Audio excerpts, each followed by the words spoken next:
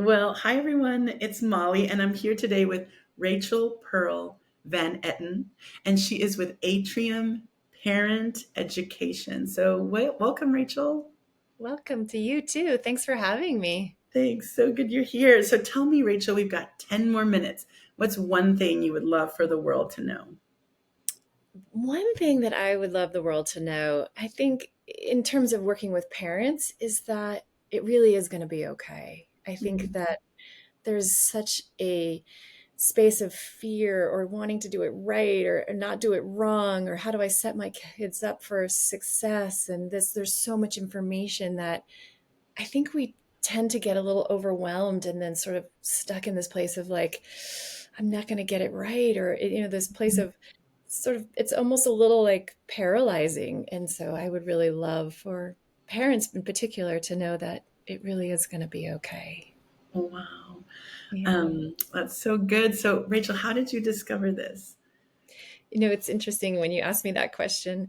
I was thinking about how that's been a recent discovery for me. I can't say Mm, that it's something I've held for a really long time. Um, and it comes from coming through a really challenging part of my life and realizing that in that really challenging moment or in that challenging situation was actually a huge gift for me. So I was 15 mm, years old when my mother passed, and mm, there wasn't any therapists available in the little town I lived in. There was no play yeah. therapists, no parent coaches. I don't think my dad was reading any parenting books at the time. Oh, So I realized through coming through that mm, very difficult part of my life that now I can be present with parents and I can be sitting with them and I can be sitting with children and I can hold that space of we're going to get through this. We're going to get through to the other side. And so I feel like there's a gift that I have from that learning, from that challenge. mm. That's really sweet. And it seems like the challenge happened a while back, but you're getting the lesson or that understanding of it now. Yes, that is really true. I think there were moments in my experience and then moments in my experience as a mother even where I had that Mm. that fear, am I doing it right? Especially with my Mm. firstborn, you're like, Oh. where's the guide to this brand new baby? Where does, what do you do? And I think so much of that just is us remembering to come back to ourselves and, Mm. and really trust ourselves in this process that we're in and letting ourselves be able to hold on to like, okay, we're going to get through this. It's Mhm. going to be okay. That moment of reassurance for ourselves, which then can reverberate into our relationship with our child. Wow. Yeah. Yeah. I think that's a great thing for the world to know. So, what's the first step that someone would take? I think the first step and the places that the way that I arrived to this, understanding now of this gift that came through my challenge was through finding people that supported me and could really reflect the parts of me that I couldn't see at the time, Mm. right? Or places that I wasn't seeing necessarily. I think our brains are wired to be protective. They're wired to keep us safe, right? And Mhm. so building a community of people around us, or professionals or a therapist, play therapists, or mentors that Yeah. can say, oh, here's what I'm seeing. Here's what I'm noticing. And Yeah. it just can be such a moment of, oh, okay, I'm not alone. And someone else is holding this with me and seeing it in a way that I can't right now. Mm. Yes. So good. So good. So, what's a common obstacle that people face? Well, I think that is the probably the biggest obstacle is our own narrative. Our brains are wonderful, right? But they're threat detectors, right? They're looking for things that are out of place or they're predicting machines. And so I think Mm. that's the biggest obstacle is that we can get sort of stuck in this myopic view of like, oh, you know, they might never put their shoes on, by themselves, or they're never going to go to school on I time, know, it's so good. I had that. right?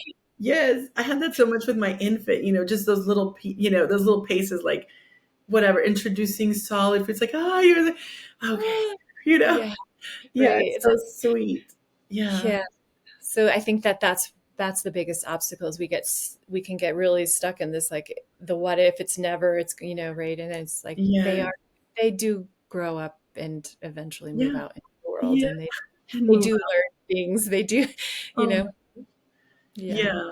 I don't know Yeah. how old your kids are. My son just turned 15. So definitely, I think it's a huge, I think 15 is just a huge Oh turn. yeah, it really is. Mine are 23 and 26. So, and Yeah. I'm still learning. I mean, Yay. as they grow into young adults, I mean, I'm Yes. still having conversations where we're talking about, expectations and what works Yes. for me, what works, right? It's like we're still negotiating as a Yeah. parent child, but we're adults. It's sort of adult to adult now instead of Yes. parent It's so child. interesting because yeah, just the depth of relationships. It's so, yeah, I love it. I love what you're talking about. So, Yeah. how do I know if I'm doing it right?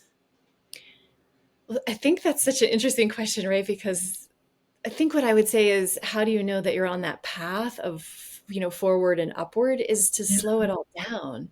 And Ooh. sometimes when I'm working with parents, I'll say, well, wait, let's take that down really, really slowly and really look for those things that are connection moments, or there is a moment of like, oh, wait, actually, they did get into the car, right? And, get ready Mhm. to go. Or I'll sometimes when I'm closing a session, and I feel like I haven't maybe had the best session as a play therapist, there's that moment where they're choosing a treasure and they're leaving and they turn and look and say goodbye to me, and that is my moment.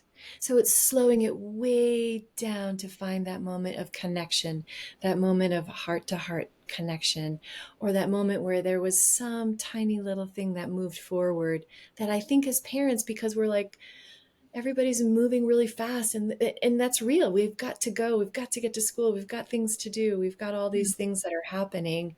Yeah. But if you break it down and slow it down, there's usually a couple moments in there that may get missed, that I think can be really Mhm. illuminating to parents. Yeah, I love that. When I'm moving into play therapist education, like workshops for play therapists.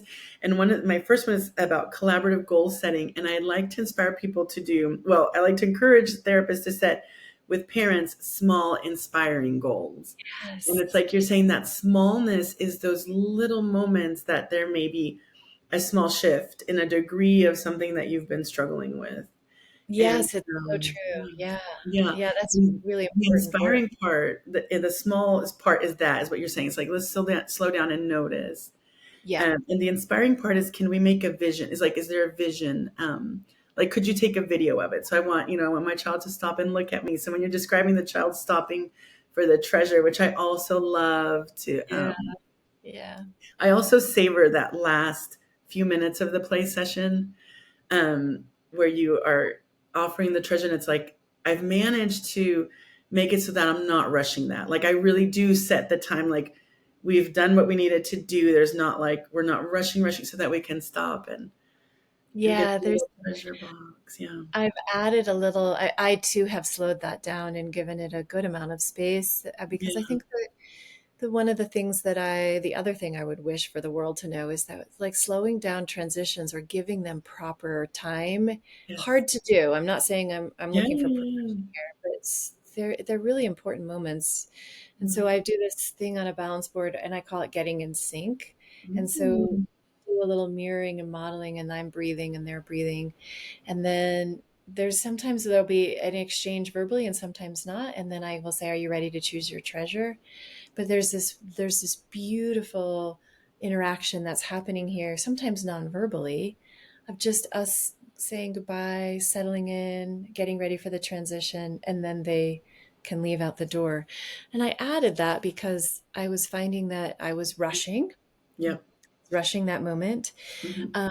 And it was, I felt like I was actually, maybe even sort of more dysregulation was occurring at the end. Right.